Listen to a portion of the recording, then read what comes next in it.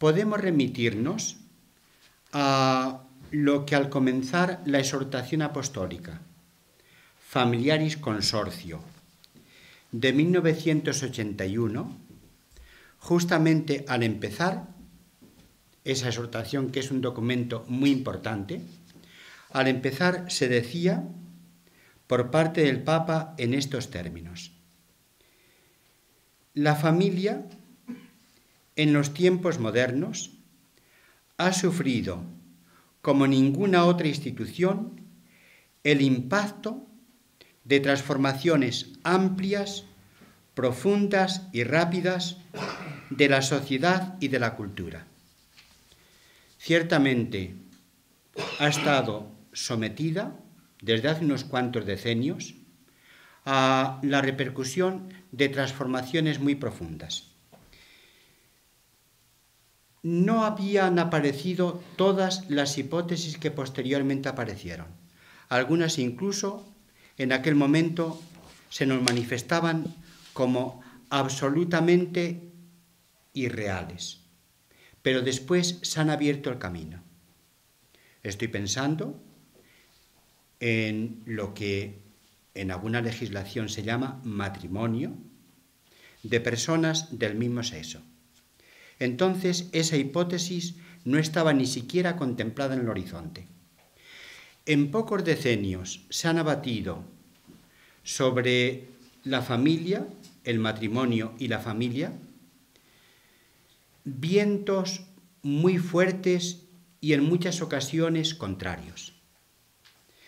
En este sentido, a mí me parece que ha sido acertada e incluso hasta providencial la convocatoria del Papa Francisco a esta doble asamblea sobre la familia, porque se trata de una institución de las más preciosas de la humanidad, evidentemente el matrimonio, el sacramento del matrimonio en la Iglesia, una institución de las más valiosas y trascendentales de la humanidad, y al mismo tiempo está sometida a una serie de interrogaciones radicales.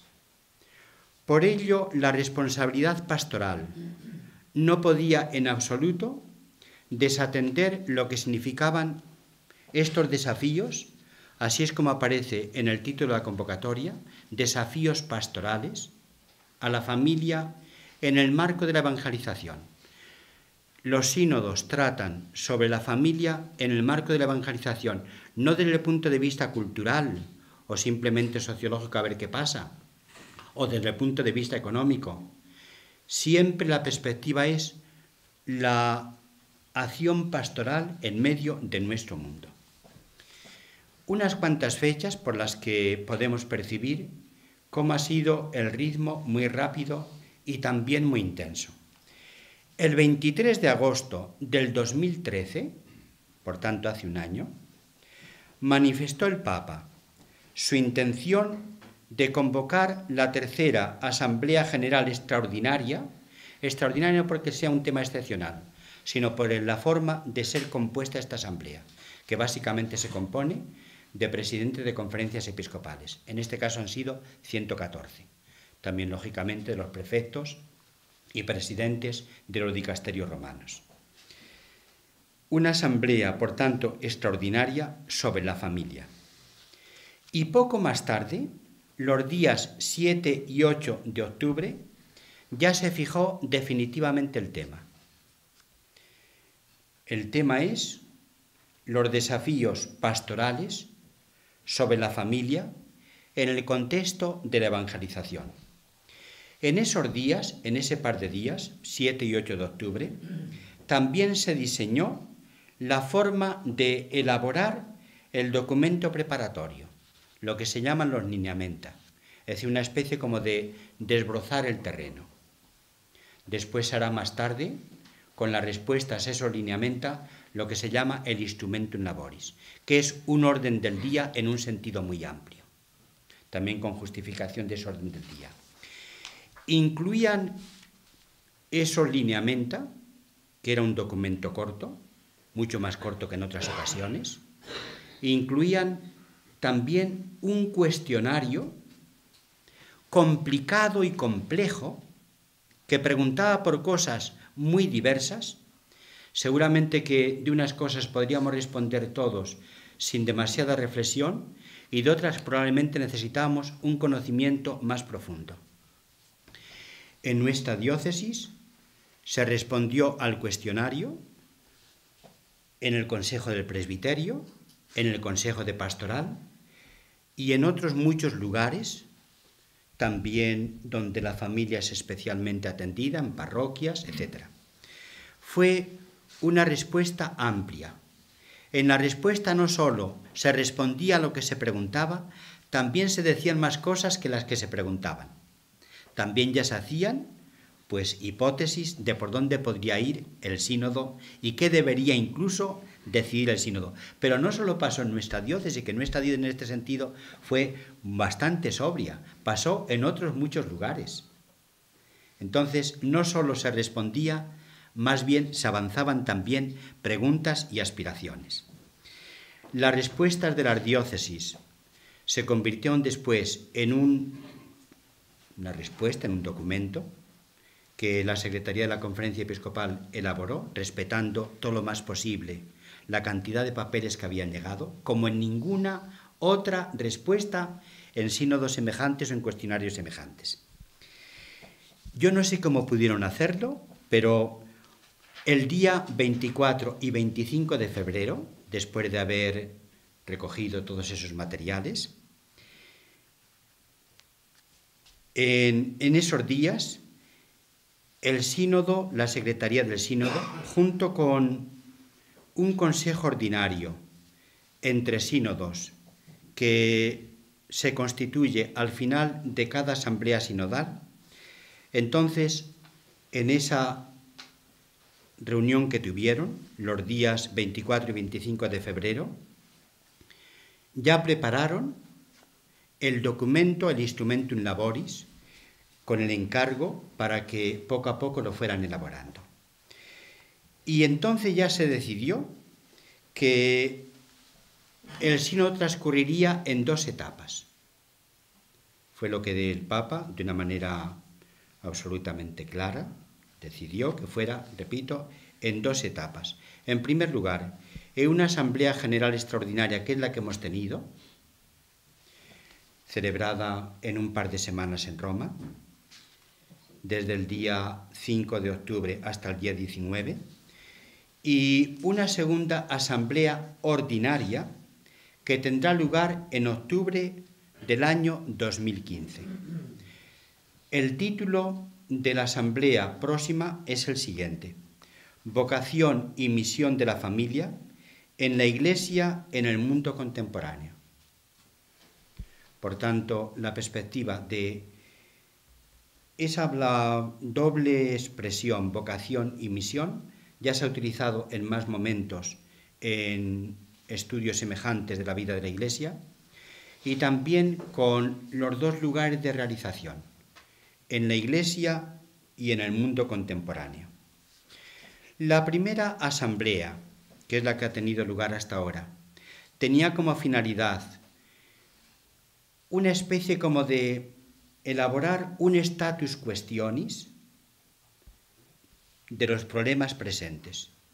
También recogiendo experiencias, había un grupo de personas que desde el matrimonio y de otros lugares informaban y transmitían experiencias al respecto. También de iniciativas que en las diócesis se van teniendo. Pero era sobre todo esta primera asamblea una especie como de conspectus general sobre la situación de la familia hoy. Y el elenco, solo el elenco de cuestiones que nos plantea, no solo en nuestro ámbito cultural, también en otros ámbitos.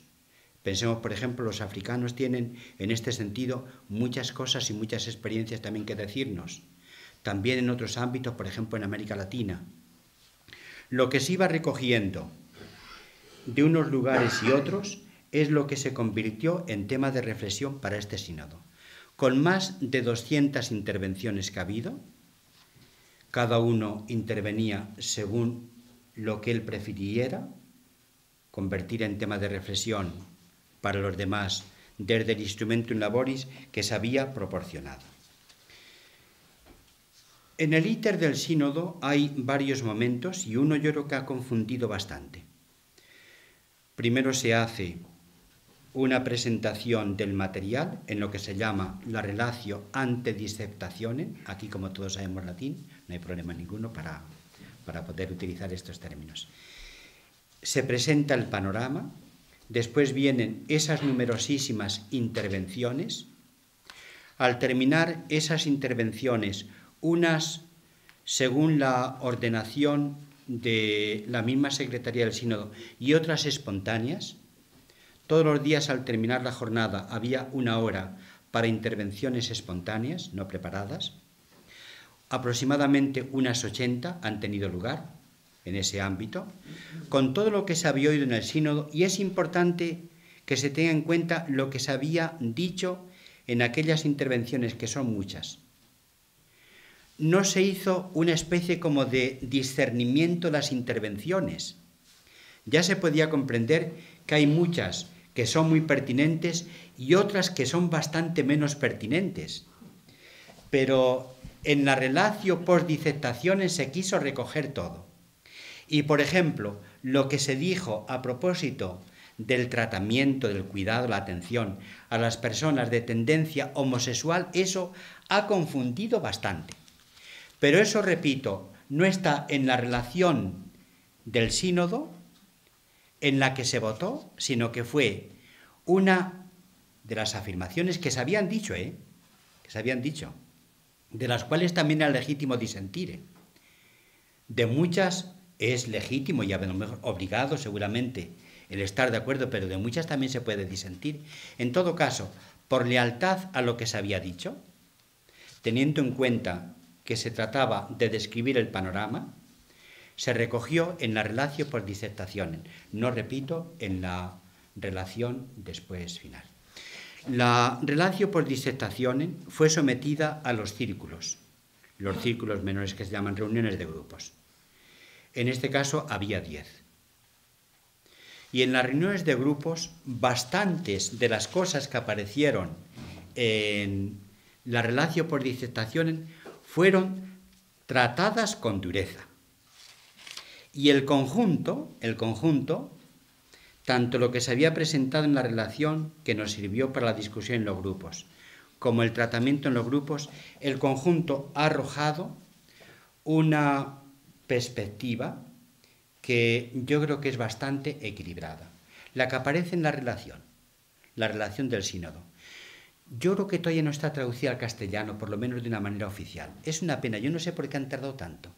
En los círculos apareció, entre otras cosas, lo siguiente. La conveniencia, yo espero que, me imagino que sí, porque no solo en los círculos, en el círculo en que yo estuve, sino también en otros círculos apareció, la conveniencia de que se constituyeran comisiones de estudio para tratar detenidamente determinadas cuestiones. Porque a la hora de ir viendo el panorama que se describía, éramos casi siempre conducidos a la necesidad de que ciertos núcleos, o canónicos, o teológicos, o históricos, o pastorales, fueran tratados. Por ejemplo, ya hay una constitución constituida sobre la agilización de los procesos de declaración de nulidad. Pero también se planteaba la cuestión, y es necesario que haya 2 sentencias para la declaración de nulidad. Eso fue una cuestión. Otra cuestión, ¿puede ser declarada también la nulidad por vía administrativa?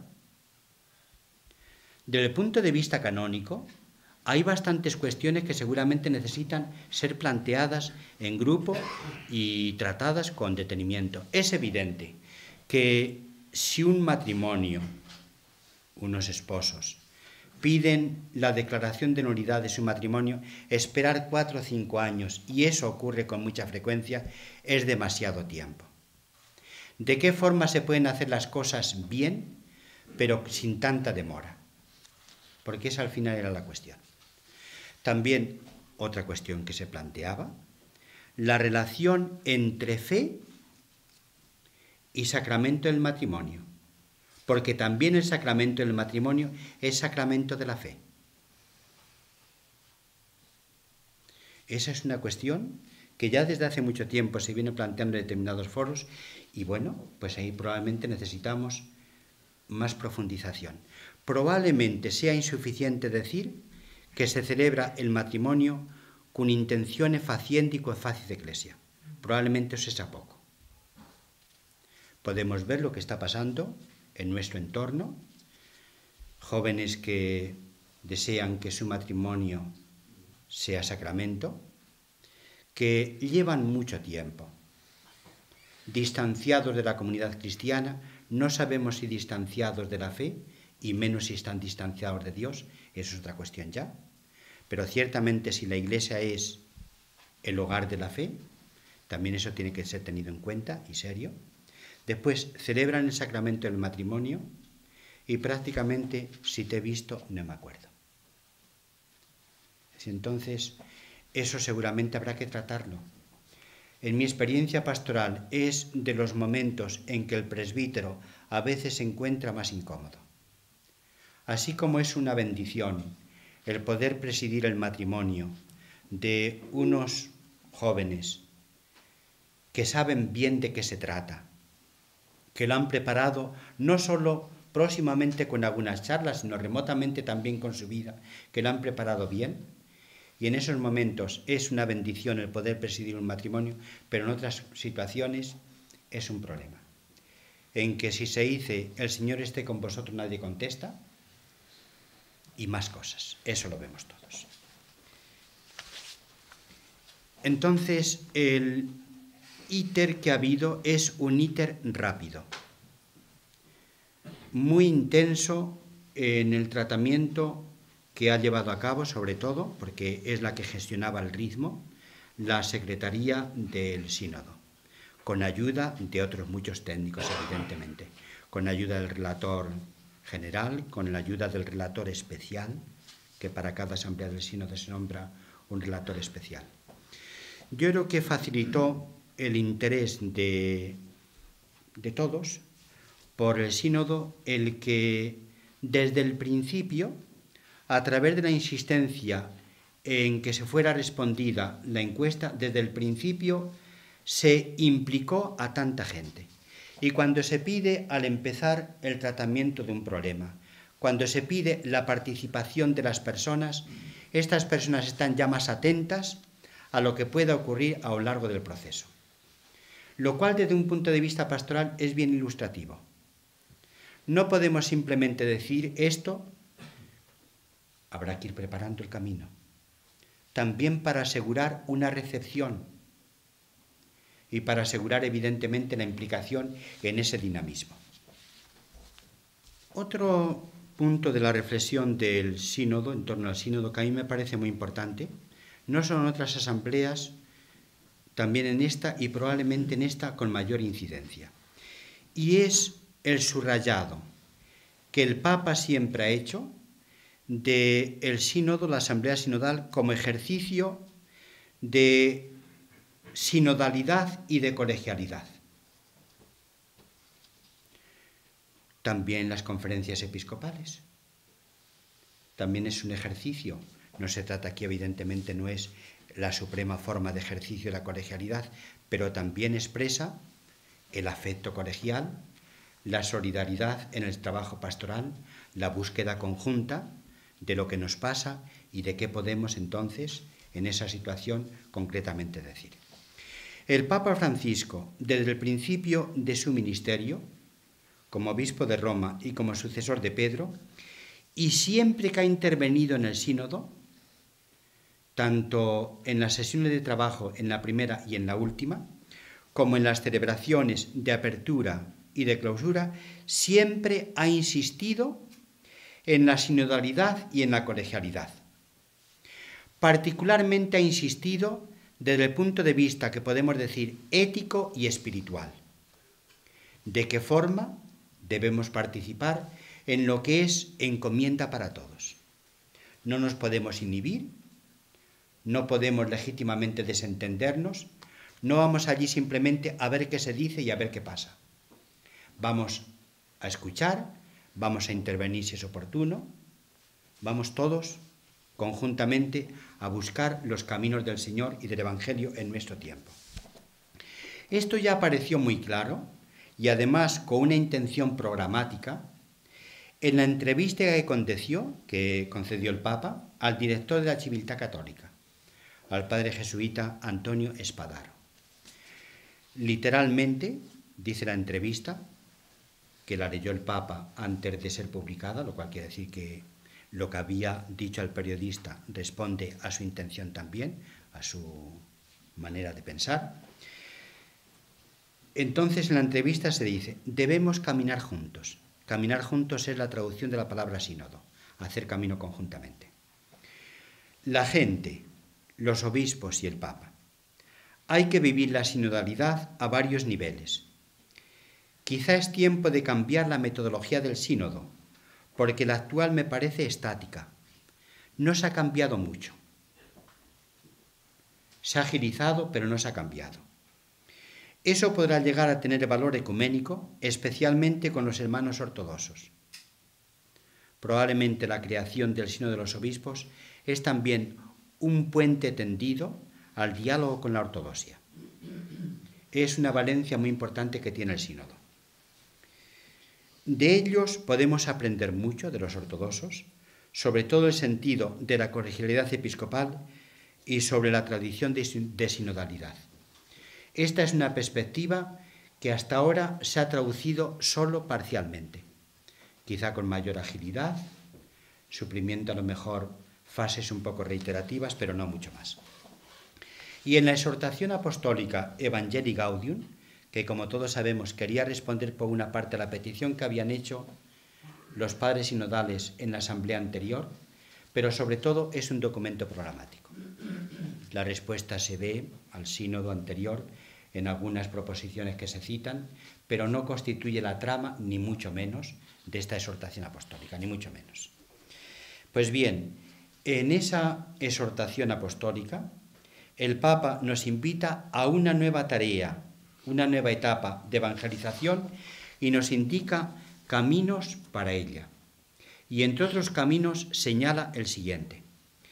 El obispo siempre debe fomentar la comunión misionera en su iglesia misionera. La comunión misionera.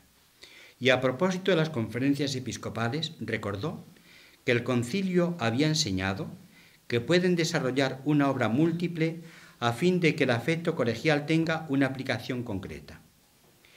Este deseo, es su apreciación, no se ha realizado plenamente en el posconcilio. Seguramente no se ha desarrollado plenamente. También el Papa emérito había expresado su insatisfacción en algunos aspectos del funcionamiento de las asambleas sinodales.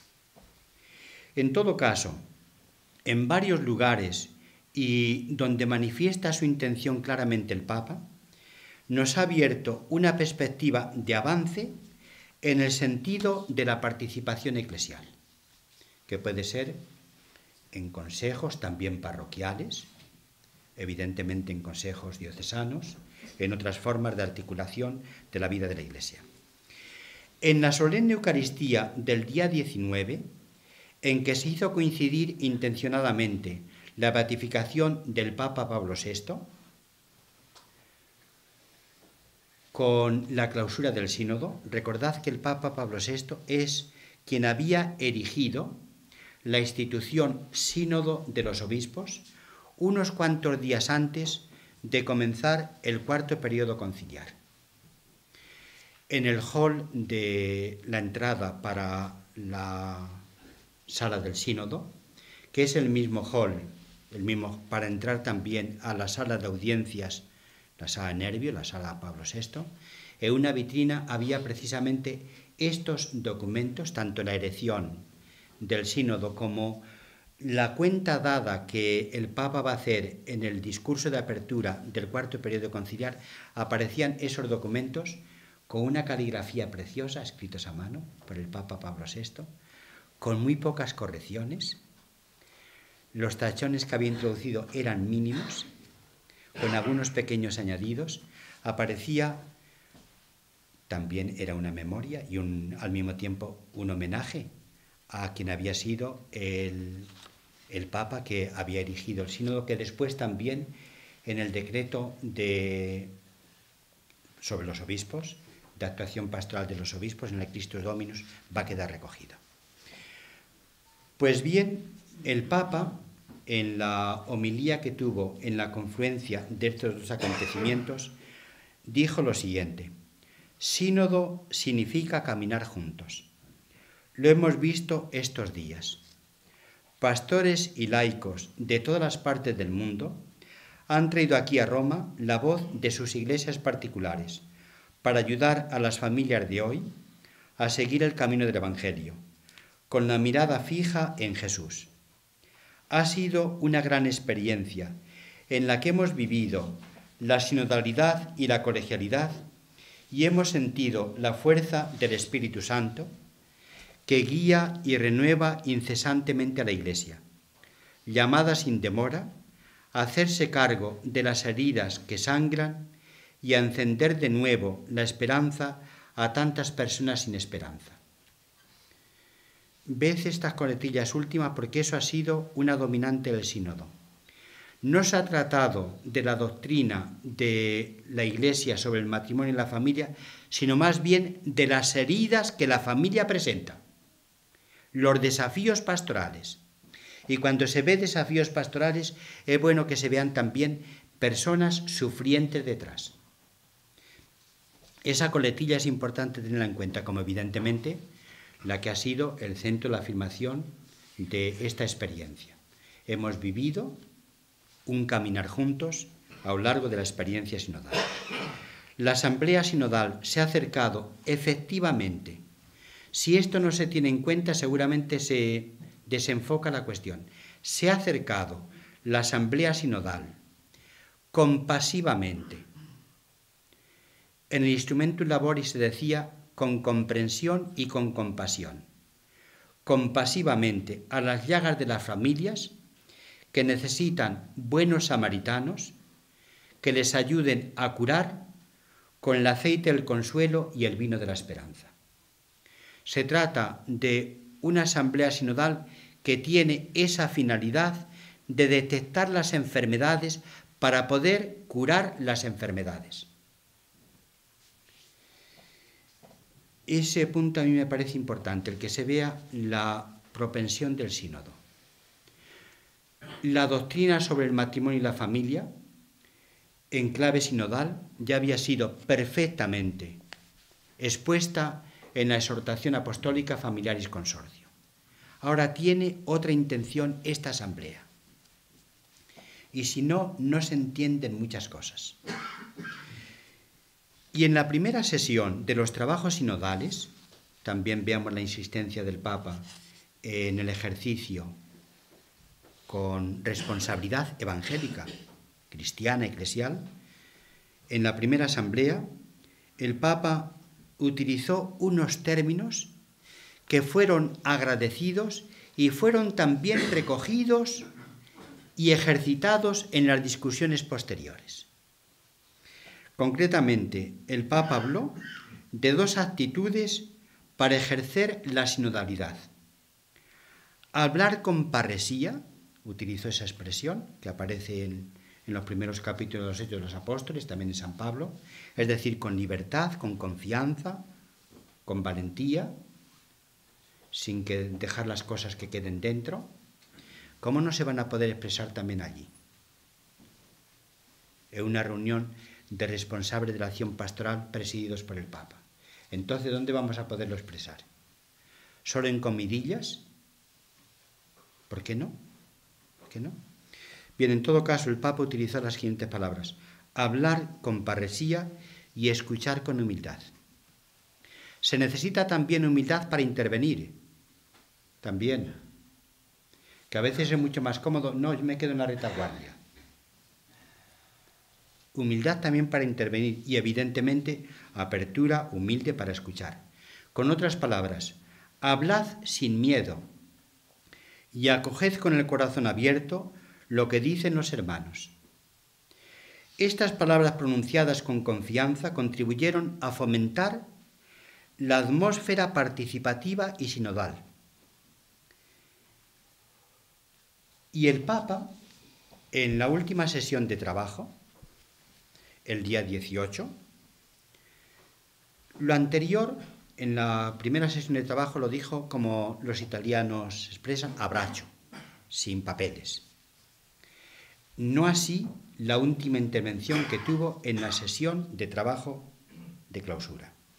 Clausuró los trabajos sinodales el día 18 con un discurso que yo se lo oí también a varios y yo también puedo expresar una convicción con una palabra semejante. Fue un bálsamo para todos, porque había habido intervenciones en unos sentidos y en otros, pocas intervenciones, pero a veces un poco fuera de tono. Y la verdad se puede decir con claridad, pero también con respeto. El Papa utilizó, es jesuita, dos palabras que utiliza San Ignacio de Loyola en los ejercicios espirituales. Hay tiempos de consolación y tiempos de desolación. Utilizó también esas dos palabras. ¿Cómo no? Él tiene la experiencia, en primer lugar, de director de ejercicios espirituales. Es un director espiritual. Y, lógicamente, formado en una tradición legítima, tan gloriosa y tan servicial para la Iglesia como es la tradición jesuítica. Mencionó el Papa algunas tentaciones que han podido acechar a los miembros del sínodo. Algunas tentaciones.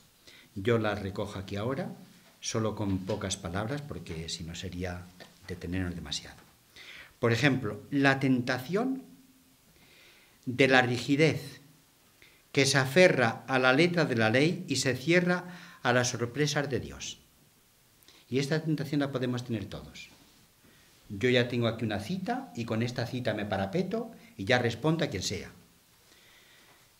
Dios con su espíritu también crea siempre algo nuevo. Es decir, podemos tener la tentación de aferrarnos a la ley, a la letra de la ley, dijo él, y cerrarnos a las sorpresas de Dios. O la tentación de quien en nombre de la misericordia venda las heridas sin curarlas y se detiene en los síntomas sin buscar las causas. También puede ocurrir esto. Pues mira, aquí vamos a poner un poquito de vaselina, vamos a tapar esta herida que está muy fea. No. Es otra tentación posible. O la tentación que transforma, son palabras que él utilizó. El Papa es muy expresivo y a veces muy gráfico en sus expresiones. También utilizó las siguientes palabras: la tentación de transformar el pan en piedras para lanzarlas contra los pecadores, los débiles y los enfermos. Y citó el texto de Juan capítulo 8. Los ancianos iban bien cargados de piedras para apedrear a la mujer sorprendida en adulterio. También podemos decir, ¿y por qué no llevaron al varón? Podrían haber llevado a los dos, ¿no? Pues no, señor, a la mujer. Y entonces el que esté sin pecado que tire la primera piedra. O la tentación de descuidar el depositum fidei, considerándonos sus propietarios en lugar de sus servidores. O la tentación de descuidar la realidad utilizando un lenguaje que por minucioso y alambicado no dice nada. A veces también nos puede ocurrir. ¿Qué querrá decir este señor? Vamos a ver si se aclara, o a ver si me aclaro yo.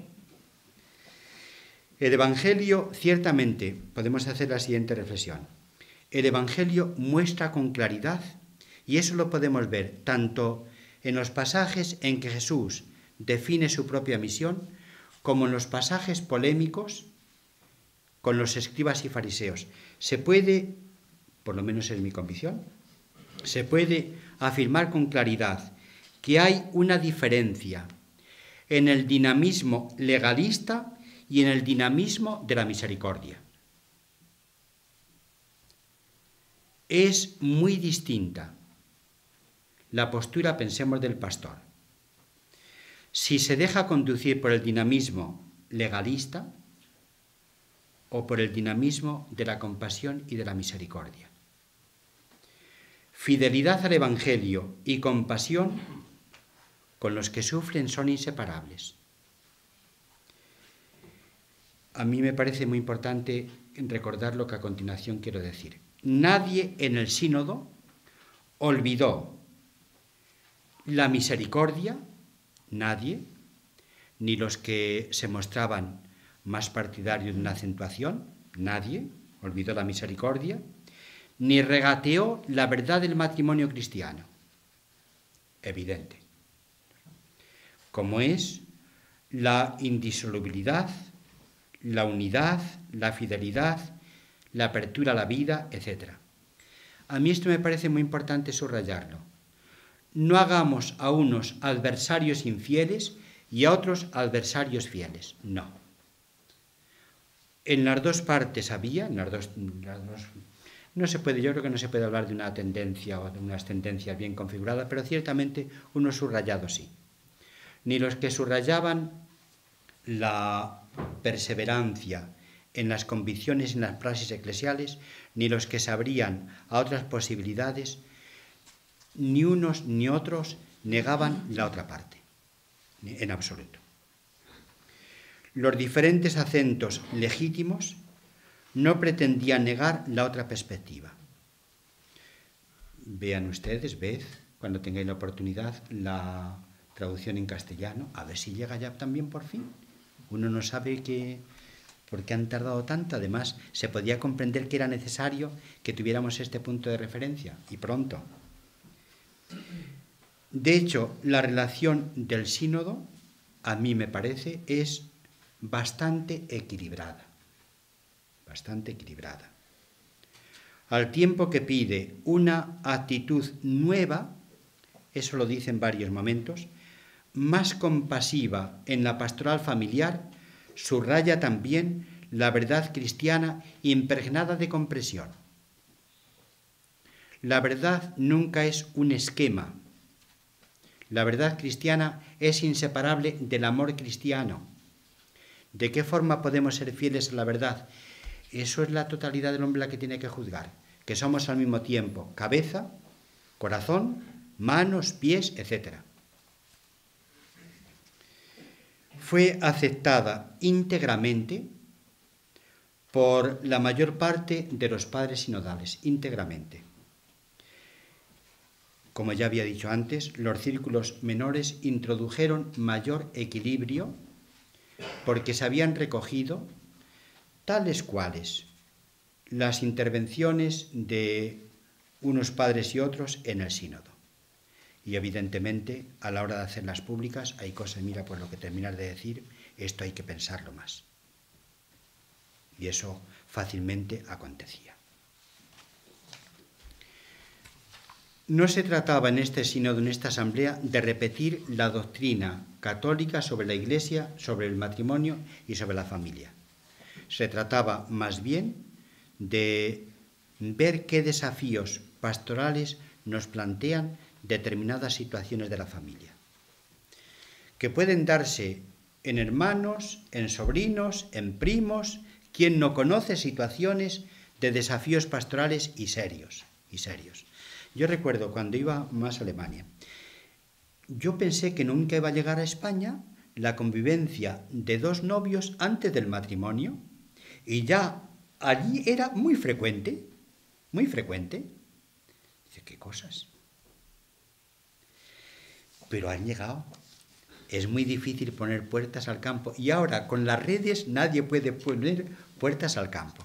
Y el pensar que la información va a estar retenida y va a estar administrada según se quiera administrar, eso yo creo que cada vez más es una ilusión. En todo caso, las 62, no proposiciones, 62 párrafos, son párrafos, no proposiciones, de la relación merecieron el sufragio positivo de los 2/3 de los votantes, a excepción de 3 párrafos que no alcanzaron la cota de los 123 votos. 3 proposiciones no consiguieron esa cota. Alguna voy a leer a continuación, pero tengo aquí la relación, si tenéis curiosidad la puedo leer también.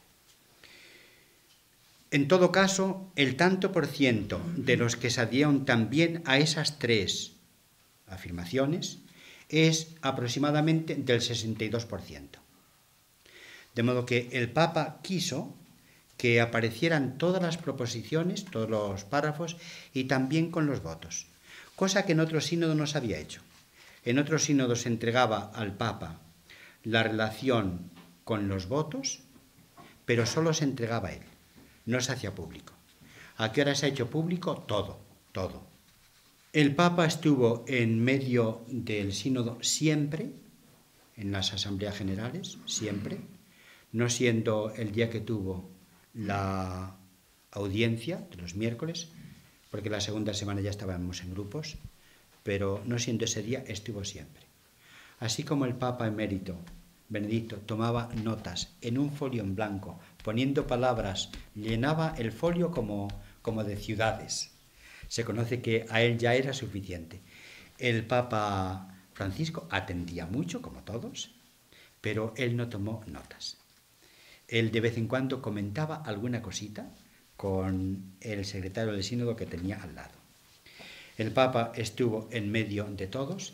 En ese discurso, en esa intervención última, también habló sobre el papel del Papa, la misión del Papa. Entonces, con unas cuantas frases apareció muy claro: el Papa preside la asamblea del sínodo, es una asamblea cum petro y sub petro. El Papa ha recibido la misión de ser, digamos, artífice, guardián, promotor de la unidad en la Iglesia, y la unidad no según la piensa él, sino en la obediencia al Evangelio. Y evidentemente decirnos eso en el término de la Asamblea Sinodal quería decir mucho.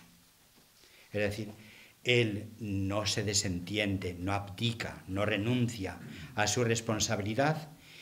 Él se considera, es lo que el Señor le ha confiado, el ministerio de la unidad en la fe, en el amor y en la misión de la Iglesia, y es una misión que quiere realizar, lógicamente, en la obediencia al Evangelio, en el nombre del Señor. Esto ya lo que a continuación hubiera dicho, se trata de lo siguiente. La familia está atravesando, son palabras que el Papa escribió en la exhortación apostólica, la familia está mostrando la fragilidad especial de sus vínculos, los vínculos en el matrimonio y en la familia. Dice, esto es una cuestión de carácter también cultural general. Leo el texto, porque así en lugar de hacer comentarios. La familia atraviesa una crisis cultural profunda.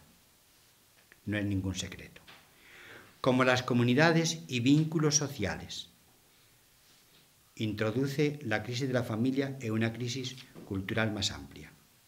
En el caso de la familia, la fragilidad de los vínculos se vuelve especialmente grave porque se trata de la célula básica de la sociedad. Por ejemplo, a esta idea de palabra del Papa, pero a continuación, en pocos años se ha multiplicado en nuestra sociedad el número de divorcios de una manera realmente inquietante. También por la legislación. Recordemos lo que significó la ley del divorcio exprés, que fue un golpe a la línea de flotación de la estabilidad matrimonial, muy grave. Lógicamente, la multiplicación de divorcios trae una repercusión tan negativa para los cónyuges, no digamos para los hijos. Bastantes voces en el sínodo se levantaron para decir, hay que cuidar mucho más a los hijos. la mujer, por ejemplo, pensemos, esto ocurre mucho en América Latina, la familia monoparental, la madre que se ha ido cargando de hijos de uno y de otro, él ha huido y ella se encuentra con su familia, a veces en situaciones de indigencia máxima. Hay que atender a estas cuestiones. Lo que pasa es que los medios de comunicación social evidentemente sacan solo algunas cosas a relucir, pero lo que se dijo sobre la atención a los niños, a los hijos y a las mujeres merece la pena bien ser reflexionado. Forma parte también, aquí se dice algo en la exhortación. Pero lo que yo quería, y con esto ya voy a terminar, ha descendido entre nosotros, en algunas latitudes de España, de una manera alarmante, prácticamente es un desplome, el número de matrimonios canónicos y también el número de matrimonios en general, no canónicos.